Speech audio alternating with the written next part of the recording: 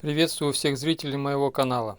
В данном коротком видео речь пойдет о причине скрипа и устранении ее в обычном стуле офисном.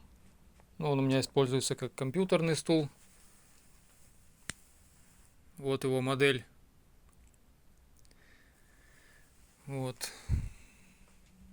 Чтобы найти причину скрипа, было проделано очень много всяких различных процедур по смазыванию, разборке всех элементов.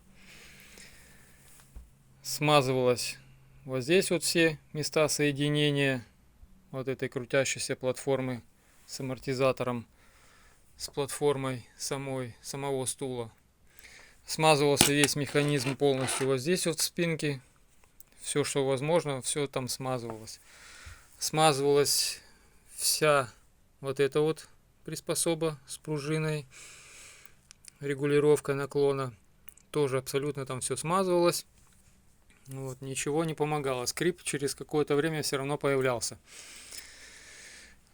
И причина была очень банальна. Сейчас на паузу нажмусь и покажу, где она была. Итак, продолжим. Пришлось снять вот этот черный кожух с нижней части стула, как говорится.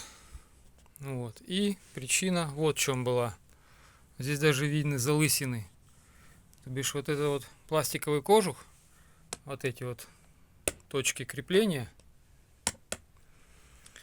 плотно соприкасаясь с деревянной основой сидушки, в этих местах, там где все прикручивалось.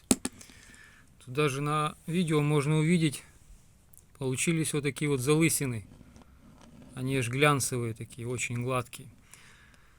До этого места я никогда не добирался, не мог додуматься, почему, где же скрипит. На свету видно, какая залысина.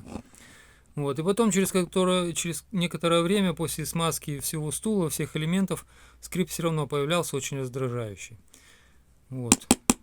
Смазав вот эти все места залысины обычным литолом 24, у вас эта проблема уйдет раз и навсегда.